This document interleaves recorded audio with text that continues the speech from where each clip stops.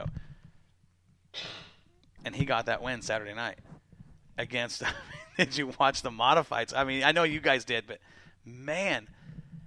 And the difference between the sport mods, for some of the new guys listening in, the sport mods and the modified, they look exactly the same. With the exception of the rear cell panels. And a 2-barrel carburetor. 2-barrel carburetor and 3-point suspension. Those are the biggest differences. Yep. Okay. But they look exactly alike. And their lap times aren't far apart. Nope. These guys with the sport mods are getting these things dialed in. They're getting fast. I mean, you look at this. You look at the times. They're not. Modifieds are faster, yes, but not like they used to be. That gap has closed significantly. These guys are getting these sport mods figured out. Modifieds, we saw, and I thought it was great to see this guy win. Jesse Bailey. They call him Beetle. Beetle Bailey. He, it had been 4 years since his last feature win. Wow. And I'd been telling everybody, I said, you watch a 68 car. He's going to get a win this year. He is fast down there at Southern Oregon. And I've seen him win at a couple other tracks, up through the Northwest in years past. And that field of modifieds, how many modifieds do we have there? That was another group of cars. There was a lot of them. Yes. A lot of mods. And he got to the front at the right time. He got to the front against. Let's talk about some of the guys that were there. They're such an. I mean, it's kind of like the Southern Oregon All Stars, versus the rest of the field. These guys are. Well, that's right, Dave. Sport mods do also have a spoiler. That's a fact. Could have fooled me. Yeah. You look at the Thanks, field of modifieds that were there. He got to the front, and when he got there, the way the track was at that particular time of the night, when Jesse Bailey got to the front, it was his race to lose. And what I mean by that is, if anybody was going to beat him, his car was so dialed on the line that he was running around Southern Oregon Speedway, it was going to take him making a mistake. And, that's another thing, too, is you don't have to look pretty to be fast.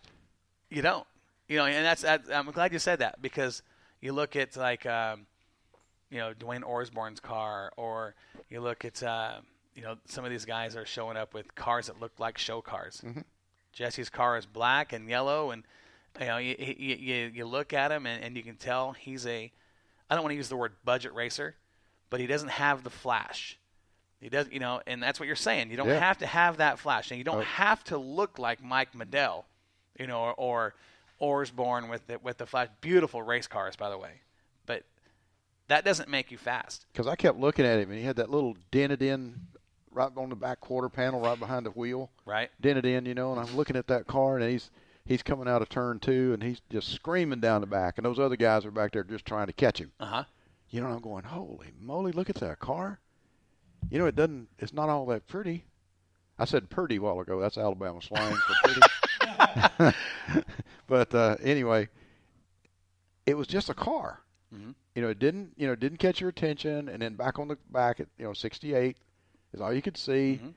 But holy moly, there was lightning coming off that car. He was, and the thing about, and this is what won this race for him. If you watched his car in the corners versus everybody else, he had that bottom line. He protected the bottom line. Mm-hmm. There was other guys out there on the high side trying, and they were just as fast, but he had that short way around, and it was going to take him making a mistake for anybody else to win that race. And those G60s was hooked up. He was, and I'm telling you right now, when he got to the lead and ran 5-6 laps up front, I said to myself, he's going to get this one tonight. And he stayed up there. He did. He drove I got to say, drove a flawless race. Flawless. Mm-hmm. I mean, his precision behind the wheel was, I didn't see that car slip. I didn't see that car bobble.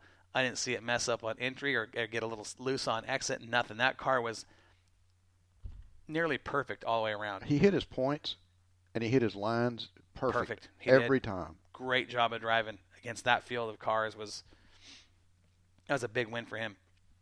And here's the thing about it. In Victory Lane, interviewing him, I'm expecting Jesse to be pumped, right? He gets out and he goes, yeah, he goes, we had a good race. The car worked really good tonight. We made a couple changes and got the setup just right. And he said, it's been a couple years. He goes, it's been 4 years since we've got a feature victory. And he goes, this feels good. And I'm thinking, man, 4 years. I mean, I'd be doing somersaults. And he thanked his sponsors and just him and his crew, just a good bunch of guys. Just his dad was down there with him, and class act, humble guys, just having fun. And I know it meant a lot to him. It did mean a lot to him. But it was, I just expected a little more rah-rah out of him, and he just laid back and chilled. And I think he was taking the moment in and having a good time with it. It was cool. Yeah. He's very laid back. Very, very. Jesse's, and that's what I like about Jesse. He's just a laid back, everyday guy. There's, like I said, he's not about the flash. He's just he's that blue collar guy. Gets up, goes to work, and pays the bills, and does the right thing. Comes home, put on his fire suit, jumps in the car. Yeah, absolutely, and get a win. And I don't think that's going to be the only time we see him there this year. If he can keep that car set up the way it was, and track conditions work out, man, he was fast. He was fast. I think some guys are going to have their hands full with him at Southern Oregon this year. Yeah, I'm looking forward to the rest of the year. Yeah, I keep my eye on him. Man, from here on out, it's go time. There's one break. I think we're off July 27th, and that's it. Whoopee. Yeah, it's go time from here on out. It's going to be. Lori asked me today. She says, "Well, what are you guys doing for the 4th?" I said, "Racing." Yep, that's right. And then we get the fast cars come out after this. Faster. They're all fast down there. They're all fast, man. But faster. We went to the late models after that, and Darren Koffel was down there. We had we had Darren Koffel. We had 16 late models in attendance. Mm-hmm. Miles Dewart with that big 418 under the hood. We had the D's Nuts guys. John D's. Oh, he's a Bob, blast. Bob. Did you see the pictures? Did you see John and Bob? Man, what a my goodness. What a good group of guys. We had so much fun with those guys before the race started. I didn't know if we were going to get to work. We were having. I mean, you didn't want to get out of the pit area with those guys. What a fun bunch. Heat race action. And we had 2 heat races of 8 cars, and both heat races weren't a gimme. No. There are no gimmies in the big boys. There's not. And heat race number 1 was it was a good race. It was a good race for the first half. And did you see that 75 of Dave Foote? That Swartz chassis, black and purple, green car. He, since the time we've been there, looked better than I don't know what they did to the car, what they stumbled on, or what they changed, but they nailed it. Because he got to the front of that heat race and made a statement. He made a statement. No looking back. Not at all.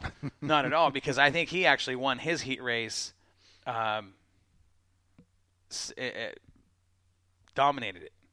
Got to the front. He did have to get he had to make a pass to get the lead. He got the lead, he got up there, and man, he was checked out for the checkers. He did, and we watched that car, and that car has been progressively getting better and better each week. And we did heat races with the drone this week too. So we'll have that heat race posted. We'll have a bunch of these guys posted. But Dave, talking with him after the races, ecstatic.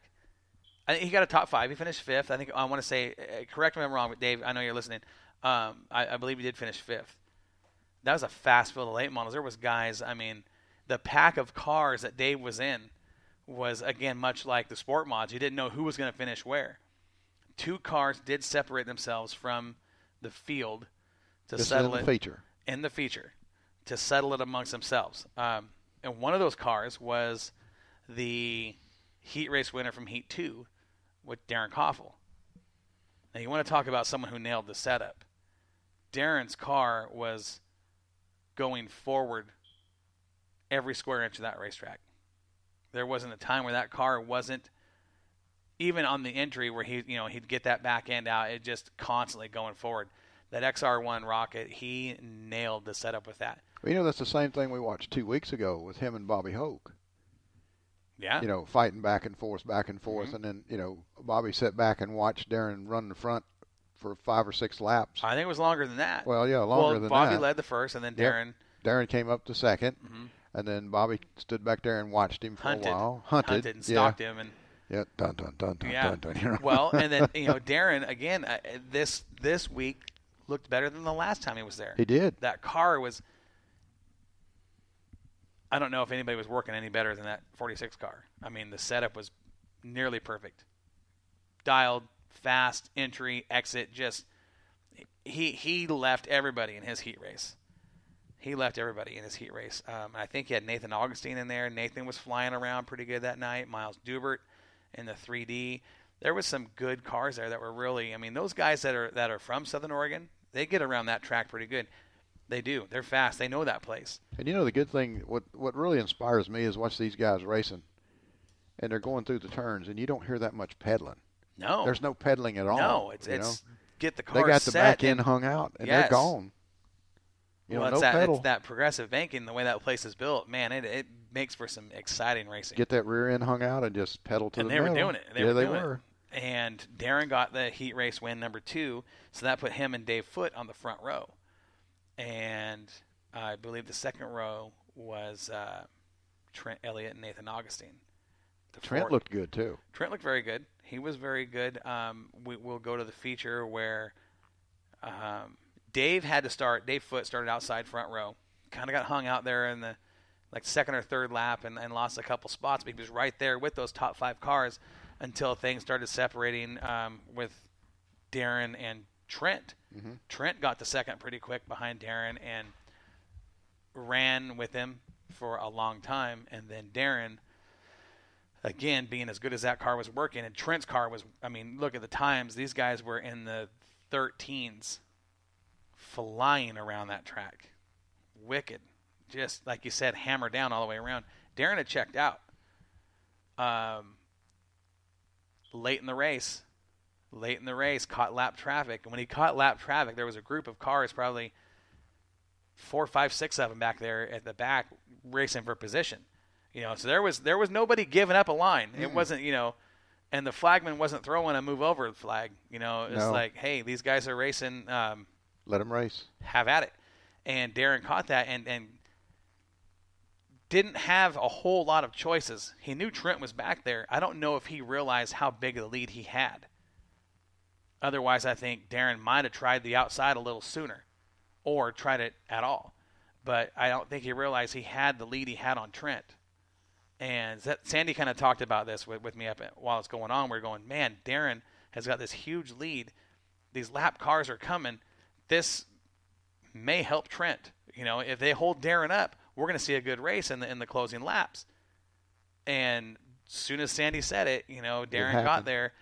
Trent started picking him off, started reeling him in, and he closed that gap. And he got to the backside of Darren, and when he did, it was coming into turn 3, right at the apex, and I'm thinking, okay, why is Darren staying low? He should have went high right there. Well, and Darren even because Trent was going high regardless. Well, he was running a little higher line anyway. Yeah. But Trent had the advantage back there, knowing that Darren's staying low.